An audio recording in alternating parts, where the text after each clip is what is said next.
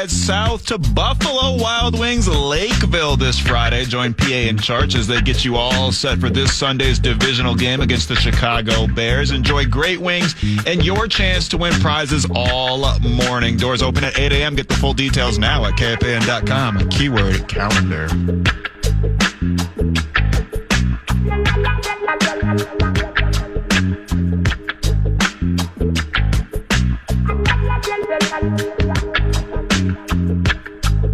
Okay, it's the beloved scribe, Ben Goessling of the Star Tribune, StarTribune.com, courtesy of Standard Heating and Air, at Ben Goessling via Twitter. Before we advance with the scribe, Nordo and I have been together in a radio-related marriage so long, he looked at me for a half second, put a finger in the air, didn't say a word, and I know exactly what's on his mind. Can I try? Yes. Don't forget talkbacks for Kevin O'Connell. Hey, free iHeartRadio app. Yeah, I told him I would do it in the open. Didn't do it in the open. Finchy. Down memory lane we go with wobble. We play a talkback weekly for the head coach of the Minnesota Vikings, Kevin O'Connell. He'll be on the radio an hour from now. And you can go to the free iHeartRadio app and fire away with some talkbacks. Nordo will vet them out, and we will play one. Absolutely. Kevin O'Connell, somewhere between 11 and 11:25, and here comes the scribe. Talkback, free iHeartRadio app, and we text and talk back more than people know. How about this? Your Twitter, from @Ben Goessling. The end zone, I'm just going to lay it out like this. You take us through it. The end zone angle of the long foul ball. Yeah, this became apparently something that everybody wanted to say, hey, Jalen Nailor needed to catch it, and he probably did. I mean, that needed to be caught. It was slightly underthrown. Yeah, I thought so too. No, it was. And everybody said, no, that's got to be a catch. That's not on Darnold. Like, no, it has to be a catch. Yeah, it has to be a catch. But I think also if you were to ask Darnold, he would say, yeah, if I put that ball a step or two further, he catches it in stride. Really? That safety's not there, and then it's an easy score. I mean, we haven't asked him this question because we haven't talked to him about it after having seen the tape. But I remember seeing it live thinking he probably could have led that just a little further than he did. It was an unbelievable throw. Right. To step away from pressure and then reset and let that thing fly. I mean, that guy, the end zone cameras of those deep shots that he throws are kind of fun because you get a better sense of just how big of an arm he has. But yeah, I thought that was one that if he could do it again and put it just a step further so that Nailor catches that in stride, I think that's probably what he would like to do. But it was a great throw and probably should have been caught. And you can formulate your own opinion on said long foul ball at Ben Goessling via Twitter. That's the end zone angle. It's pretty cool.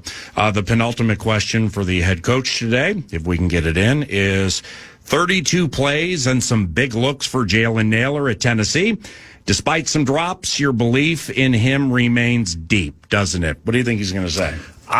I wonder what he will say to that. I mean, I have a feeling he will say that he believes in him and that they've seen a lot of good things and they just need to get back to it. But yeah, there are some things with him where the drops, and that's a spot where that could have been something that kind of sets that game apart. I mean, the one to Addison, and I tweeted out a copy of this too, that you could definitely see where Addison's cramps were getting him. That ended up being his second to last play of the game. Yeah. But if that one hits or the Nailor throw hits, that is a much more lopsided game that the optics were probably not talking about. So you must have intel on that because, I saw your tweet and I watched it. I didn't see Jordan break stride. You're an elite tweeting and scribing mind. So I'm gonna roll with what you said. Yeah.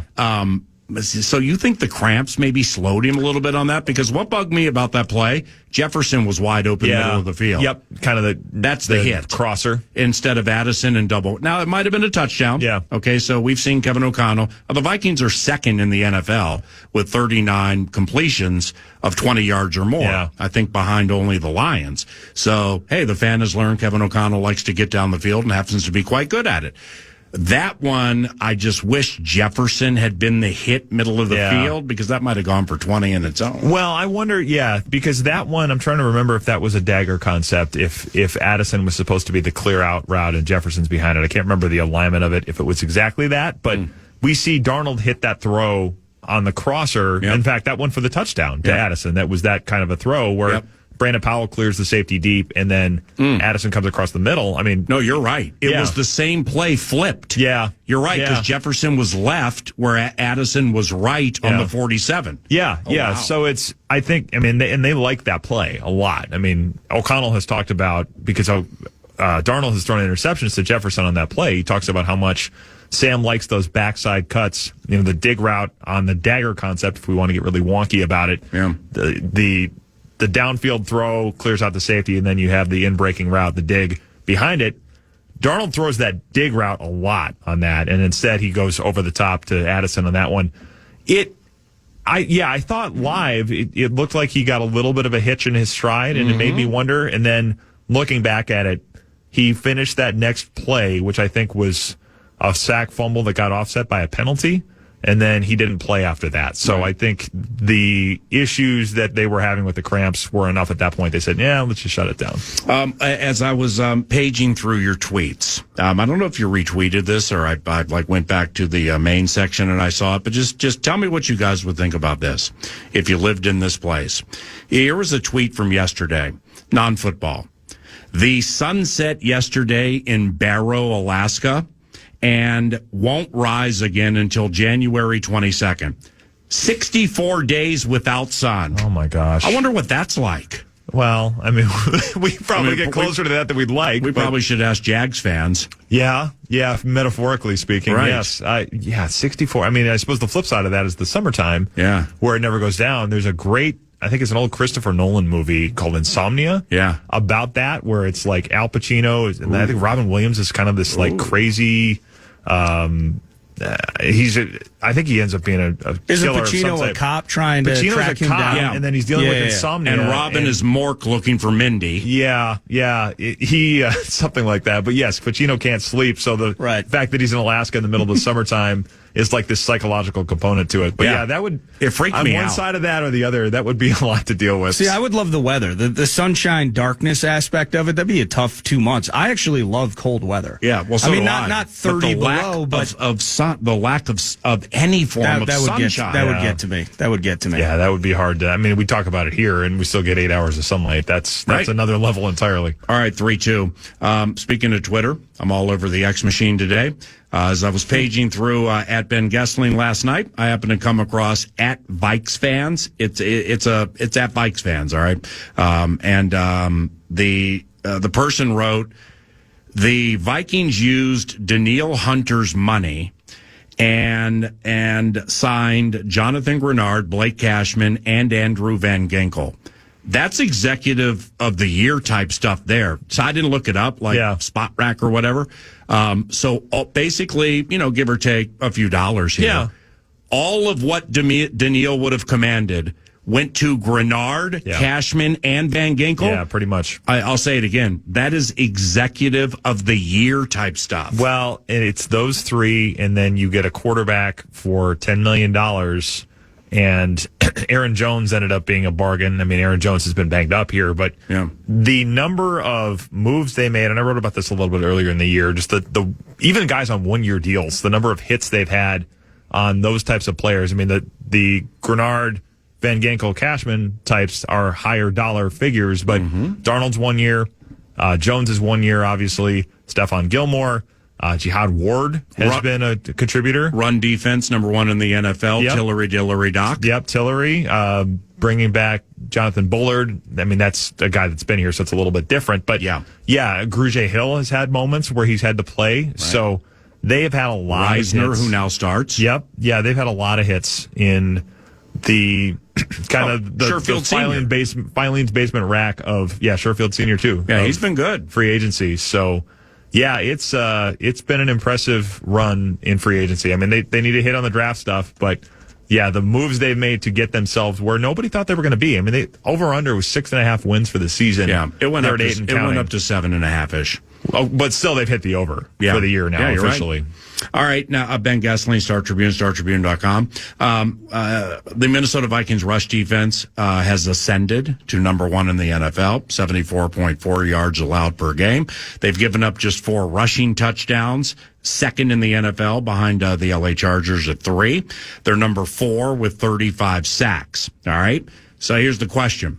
How much have the last 3 against the AFC South bolstered everything I just read? Well, they've certainly had opportunities to run those numbers up a little bit. I mean, you have been able to, certainly the run defense on Sunday, and I think even against the Jags, they were able to stack those numbers up quite a bit, and they've been able to create turnovers. They've been able to get pressure because of the young quarterbacks they've faced. So, yeah, it probably helps in that regard. But, you know, early in the season, we saw them do it to the 49ers, saw them do it to the Texans, got up big on the Packers. I mean, there's, I think, a lot of things that have gone really well for them with obviously that Lions game. The Lions do this to a lot of people.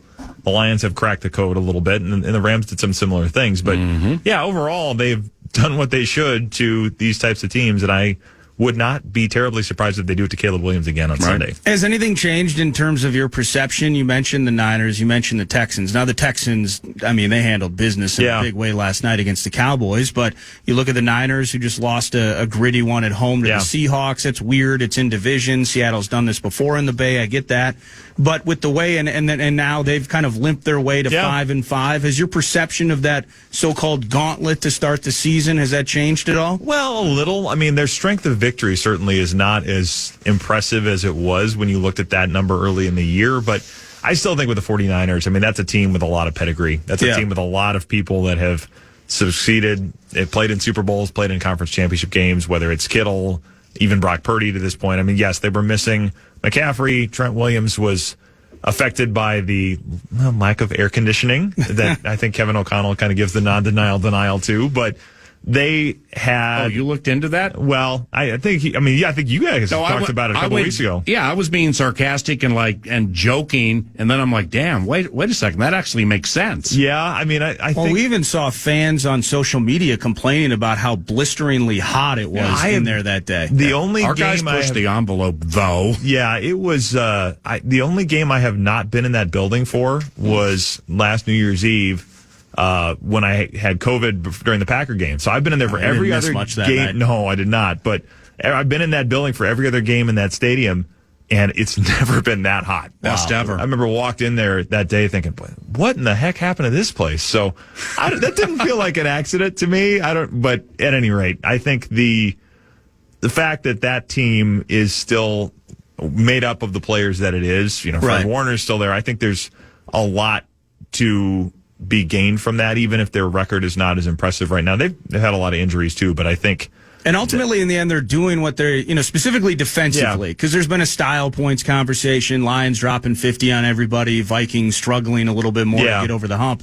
But defensively, they're doing absolutely everything they can. So, however you look at that tops in the league. It was big points advantages earlier in the season. Now it's just kind of wire to wire dominance, which actually I think that lends to optimism moving forward in some ways, how the defense is still creating turnovers and such. And so just, perception of those teams maybe has changed a little bit, but Flores we're not seeing that shelf-like drop-off that we saw a year ago, lack of depth, and things just kind of went haywire at the end. We're not seeing that right now. No, we're not. I mean, you see some plays where they get hit over the top. That started to come out a little bit. You saw that on Sunday. The thing stunk. Yep, and then they get the one brought back by the penalty that they had hit, I think, over Shaq Griffin to Calvin Ridley, on Sunday. Oh, well, we were talking about that too. Isaiah Prince, he's in a tough spot. They got injuries. His 3 formation penalties took a 51-yard TD off the board. It took a 23-yard connection off the board that could have led to points, and I think they ended up turning it over on downs. Another first down, 6-yard catch and run. What a day for Isaiah Prince. Yeah, he had those illegal formation things have been a thing all year. Obviously, we've seen a lot of people get called for that stuff, and it's been talked about a lot. But that one had a pretty big effect. Laramie Tunsil last night. I don't know if you watched the game. First play of the game after what he did at U.S. Bank Stadium. Takes a 75-yard Nico Collins TD off the board. Yeah, man, and then they still put up that many points on Dallas. But it has been a thing certainly all year, and we've seen a lot of people. It hasn't just been these games. There's been a lot of effects of that call. Yeah, certainly there on Sunday. But I think you see plays where they get hit over the top, and there's going to be a little bit of that stuff, I think, going forward. But overall, they're doing what they need to do. Their run defense puts them in a good spot to get after quarterbacks and makes it just hard to sustain drives on them, I think. So even if you get hit for a few every once in a while, I think the overall ability to sustain drives, to score points on them, it's just going to be hard by how many things they do well to take those things away. Wait a minute here. Josh Oliver has a left ankle sprain? Yep. I mean, it's not good if he doesn't play Sunday. No, it's not. I think that's a bigger loss than people probably appreciate, because they get a lot out of him. He played more plays than Hawkinson last game. Yep, and I think Hawkinson will probably play more if Oliver is not ready to go. But yeah, it came out of the locker room in a walking boot, and O'Connell said left ankle sprain yesterday. We'll see how the week goes, but whether it's as a receiver here and there on bootlegs or just as a blocker, as a run blocker, and they've used him a lot to help in pass protection when Cam Robinson's not been there. You've needed a little extra help. On Sunday, I tweeted this clip out too. They used him on a tush push, which when you have a 259-pound tight end as the one doing the pushing, it probably works a little better than Brandon Powell last year. I think they've realized that. The Cincinnati bit, you might need to get over it. Yeah, well, it was Vikings diseased. Twitter that day was, speaking of, they were on one about that. But yes, they have found a lot of ways to use Josh Oliver that I think have helped them. So, not a guy that gets a ton of headlines, but I think a pretty big piece of their offense. So if they don't have him, I think that's a bigger loss than people might appreciate. I referenced this earlier. The Vikings offense has 39 pass plays of 20 yards or more, second to the Lions and narrowly clear of Baltimore and Buffalo.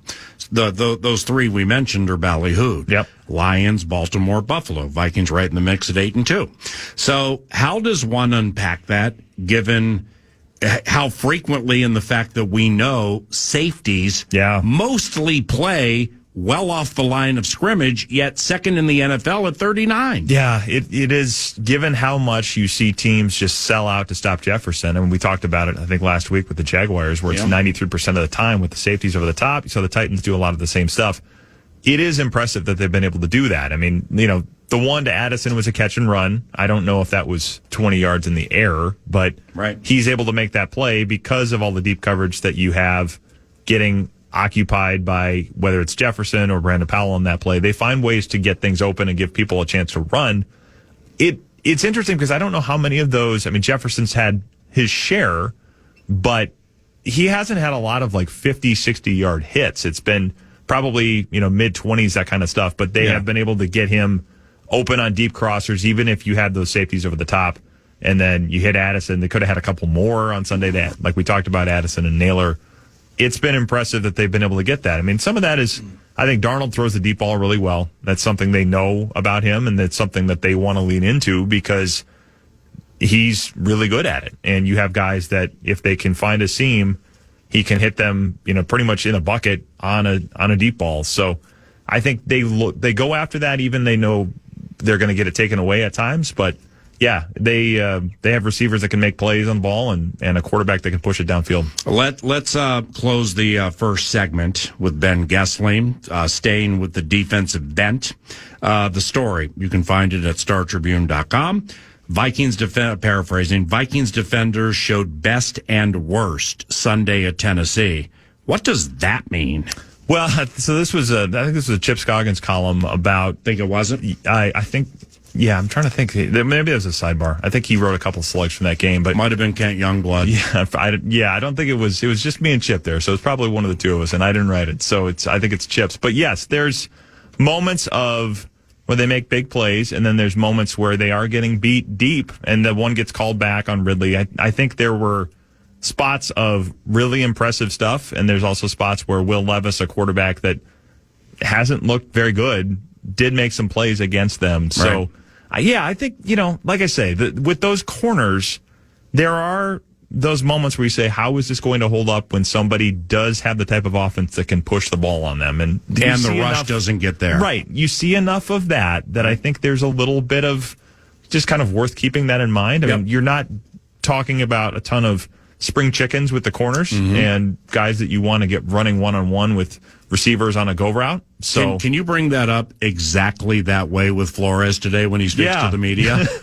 Hey, your corners aren't the youngest people in the world. Yeah, I'm sure that'll go over terribly well. But Yeah, but it is the other side of a lot of things that are high end. Yeah, and is. I wondered about it yesterday. An older roster. I wondered about it yesterday, 9 to noon. I was chatting with the analyst with Bursich about that. Metellus was in a rough spot. I mean, to cover any receiver, full sprint by the sideline by yourself. I mean, you still got to do a better job than he did. Yeah. But that's a tough spot.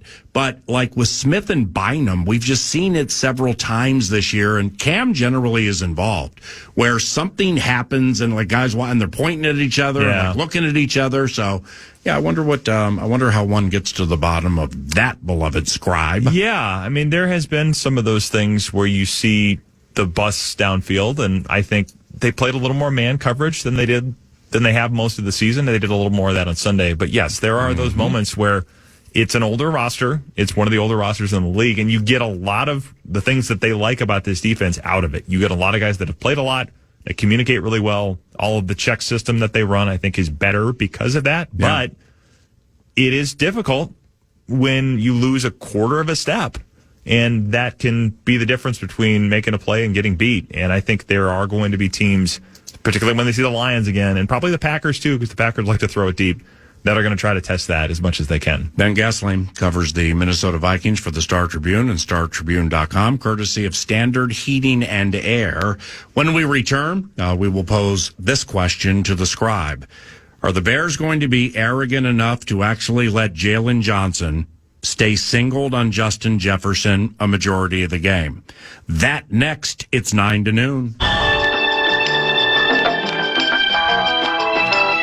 Join the Power Trip Morning Show live on Black Friday from 7 to 9 a.m. at the Huntington Bank Rotunda at Mall of America. We'll be playing the Initials game live for multiple grand prizes, including a trip and ticket bundle to see your favorite teams on the road, plus the ultimate Minnesota Sports Day on Black Friday. Get the full details now at KFAN.com, keyword calendar.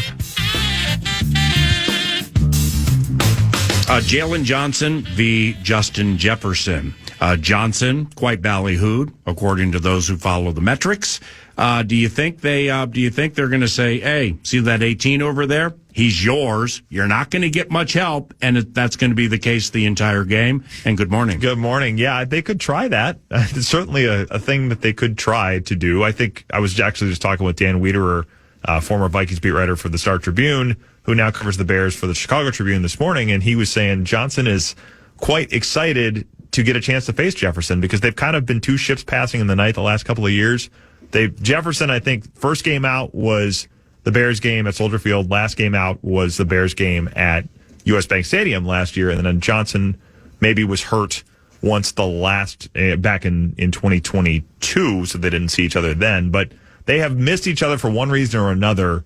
And I think Johnson has talked about being excited to face Jefferson, kind of measure up against the best. But I'm sure if they were to say, hey, yeah, we want to put you in man coverage and try to lock down Justin Jefferson, the Vikings would say, yeah, that's fine with us. If you want to play man coverage and not keep a safety around him, we would happily take that matchup and see how it goes. O'Connell would be like, welcome in the water's warm. Yeah. Speaking of single coverage, see if you saw the same thing I saw.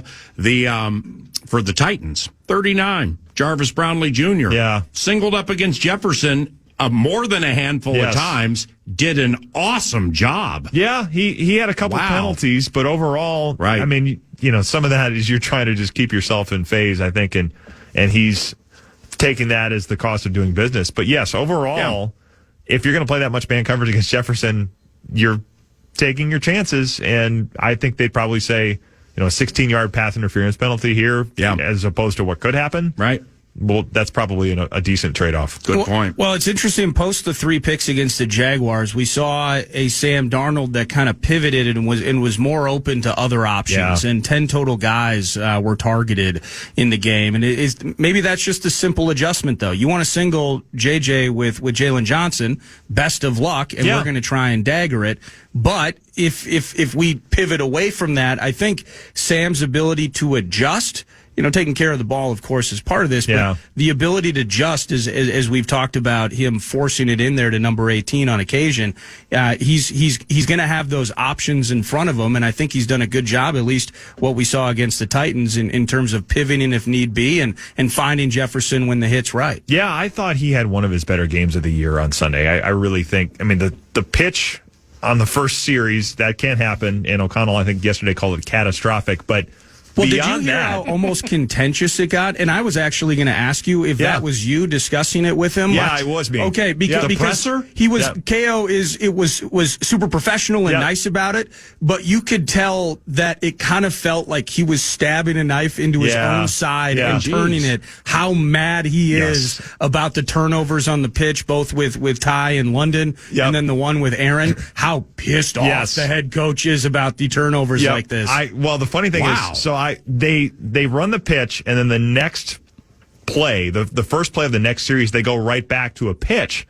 So I was kind of trying to ask him, is there some part of this that's like just going back to a receiver that drops a ball and saying, hey, shake it off, we're going to go back to him? Is there an effort to portray confidence there? And the answer to my first question, you could tell he was still pissed off enough about it that I probably should have just said, okay, he's not going to go down this sort of hypothetical road that I'm trying to lay out.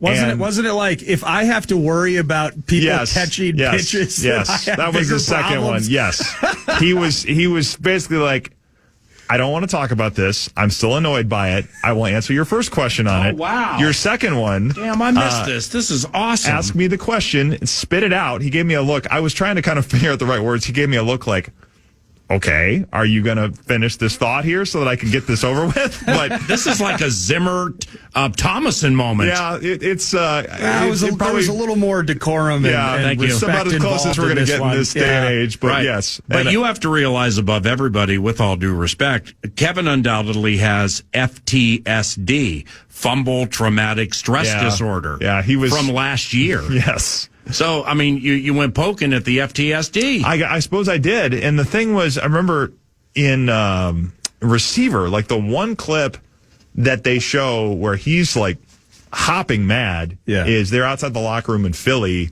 when they fumbled that game away week 2 last year. And they didn't bring the Camry in. It was outside the door. Yeah, he was. Oh, that was aggressive. He was hot. And you could see it because he had a couple there, I think maybe against the Chargers last year, where Madison either had a couple that were overturned by penalties or they got away with it. Yeah. He said something like, if we can't find people who are going to hold on to the ball, we'll get somebody who can. Like, that's as close to a Zim comment as you're going to hear from O'Connell. So, yes. And then naturally you open up the 2024 with CJ fumbling in New York against the Giants. Yes, he's not happy about that stuff. And, yes, I don't think he was terribly happy that I was making him relive that yesterday. Right. But FTSD. Yeah, it certainly was. But you know what? Overall. We discussed it yesterday.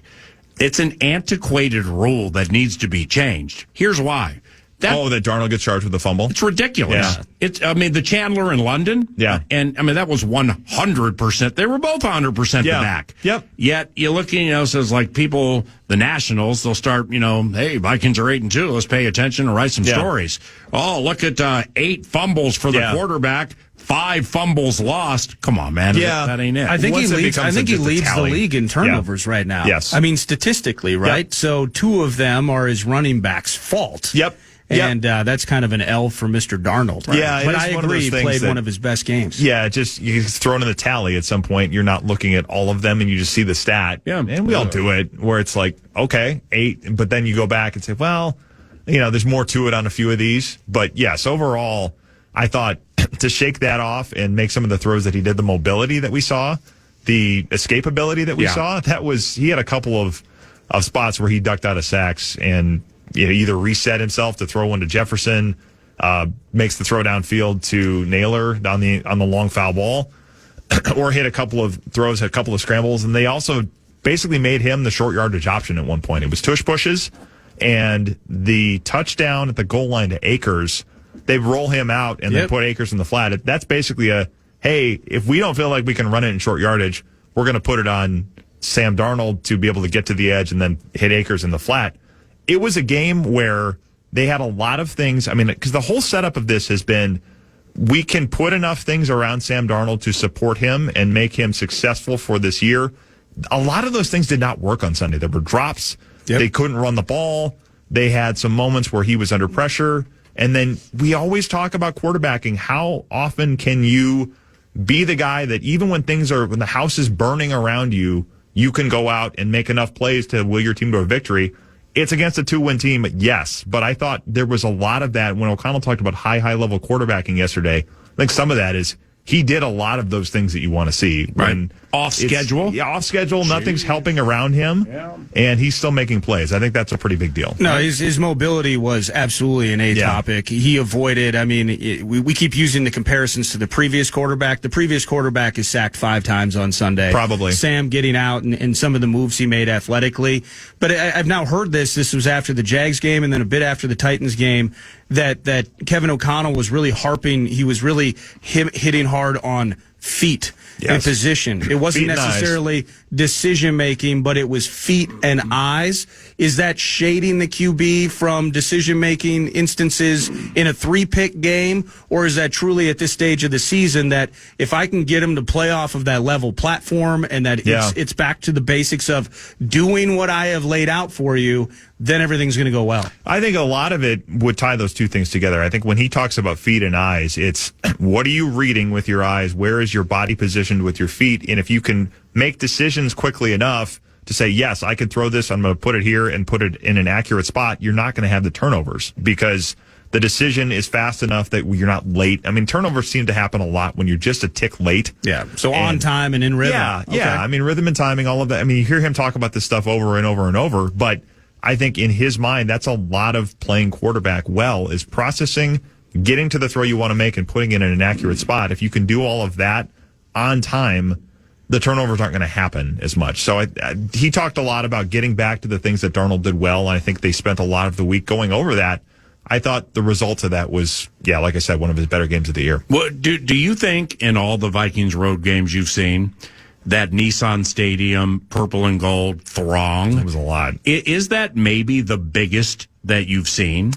I mean, because Las Vegas last year. The soccer stadium with the Chargers is the other one that comes to my mind. Oh, wow, that's right. Fadi Adenabo with the scoop and score. Mm-hmm. Yeah, but, I mean, it was over 10,000. There were more than 10,000 Vikings fans at Nissan Stadium. I thought it was more than that. You think so? I mean, because the lower bowl was mostly purple, and up top there was a little less of it, but...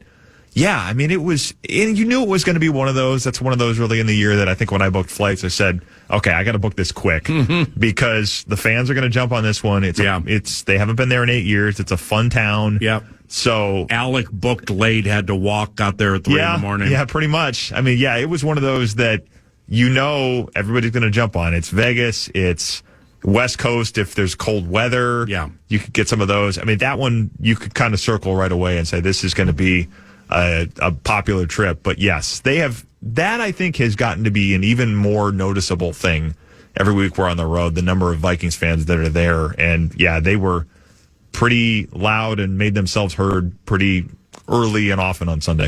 See you soon. All right, sounds good. Ben Goessling, thanks to Standard Heating and Air at standardheating.com.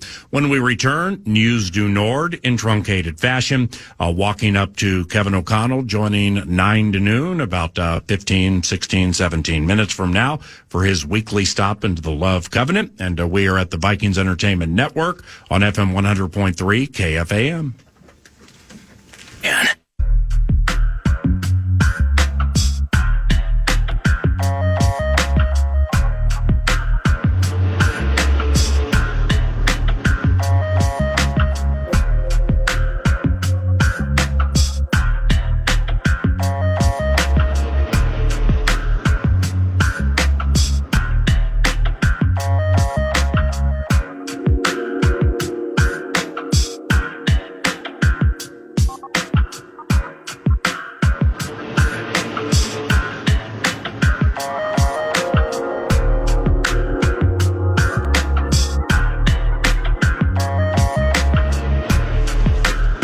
Welcome back, 9 to noon. Thank you for all the talkbacks, by the way, each and every Tuesday with Kevin O'Connell joining at 11 o'clock.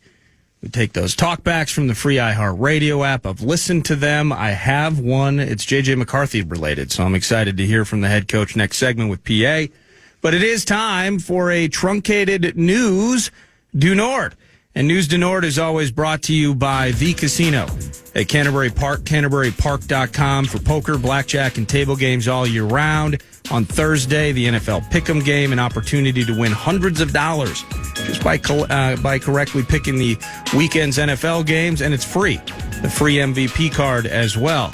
So check out CanterburyPark.com. Speaking of NFL, the week concluded last night with an absolute bloodbath, and that being the Houston Texans just dominating the Dallas Cowboys. Everything's bad there right now. Cooper Rush, still, as I'm watching last night, and I'm watching Cooper Rush, I'm still trying to figure out how the Vikings got Cooper rushed a few years ago on Halloween at US Bank Stadium, but he wasn't good enough last night, as it was 34-10, and what a showing by Joe Mixon. 109 yards on the ground and 3 total touchdowns there. Also had a couple of catches for 44 yards. Nico Collins back in the mix in earnest. Laramie Tunsil ruining people's fantasy teams everywhere with a formation penalty on the first play of the freaking game that wiped away a welcome back Nico Collins 75-yard touchdown. But clearly I'm not emotional about it at all. That defense with Zimmer is nothing but an unmitigated disaster, and the season probably for for Cowboys fans, I should say, they're rooting for it to end more quickly than they otherwise would. Jerry Jones trying to dispel rumors that Mike McCarthy has quote unquote lost the locker room. So just another day in the life of the owner of the 3-7 Dallas Cowboys. It was ugly, and I'm sure Texans fans were happy to see their squad kind of find to put it on somebody. They've struggled a lot this year, 7-4. Still, the record's good, but they've struggled to get over the top on teams. They did in a big way last night. There have been players who have shifted teams that are making differences for their new teams. And you know, you'll read about them occasionally. Maybe I've missed this, but it's why did Cincinnati let Joe Mixon go? I mean, Joe Mixon is a bruising back who still has plenty of tread on the tire. They're trotting something called Chase Brown out there. I wonder if it was a money thing with them. Maybe. I mean, because they were fighting over T. Higgins, franchise tag and cash, Jamar Chase. Well, Burrow just got paid. Correct, $275 million. Did you see, by the way? But Mixon's a running back. I mean, they generally don't get those. Hey, wow, he got 50 promised and like 13 a year. But it could even come down to the idea of where they're in a spot where even 12 a year, for instance, could be a little bit of a nip and tuck. But that's a good point. They could. I mean, and Chase Brown's done great for them. Have you noted, like Jamar Chase? I saw I was on Twitter /X, and I saw some bit. Jamar Chase is basically like, you're going to have to ask the coach. You're going to have to ask the guy who's calling the plays. I'm just here to play football. Things are super negative. Joe Burrow statistically having one of his best starts and seasons of his career. Right. And Jamar Chase has had his action statistically as well. But this is a team right now with 4 wins, and they are just on the grind in Cincy. They're feeling as down as Lavelle is about his Bears right now. It's going to be strange not having Joe Burrow and Jamar Chase in the postseason. Yeah, they're just. I mean, they when the schedule comes out, you immediately think Joe Burrow and Chase and the Bengals are going to be good. Not necessarily the case with the Cowboys, the case with the Cowboys actually 3-2. With Dak Prescott, they'll win 12 games every single year and lose in the first round of the playoffs every single year. They would take that right now. Things have flipped so badly there. Well, I don't remember whether it was you that mentioned it, but just kind of how is Mike McCarthy still employed there? Right. And did they make the right decision on Dak? I'm not trying to make this Cowboys fan line, but this is a team that was struggling when he was still healthy. You could feel just kind of how they've been, and specifically now that Zimmer's back in the mix and they're putting Kendricks in that spot. Yep.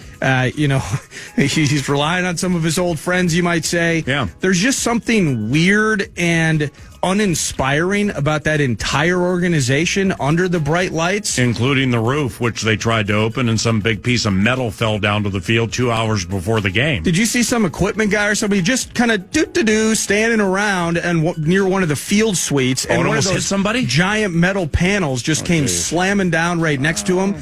And they had to because they want to play the game. They had some guy just roll up there into the catwalk, and this thing's laying loose. They just drilled it into the trusses so that it wouldn't fall during the game. I mean, maybe that is that's a sham. It's almost that's a Brad sham. It's almost it's poetic, I think, in some ways. Well, how to answer your question, season. What I think the answer would be, what I said into the season is I believe Mike McCarthy will get fired right in front of the Cowboys-Falcons game. Yeah. Zimmer would become the head coach / defensive coordinator into the game against Cousins. Now, that was mostly tongue-in-cheek.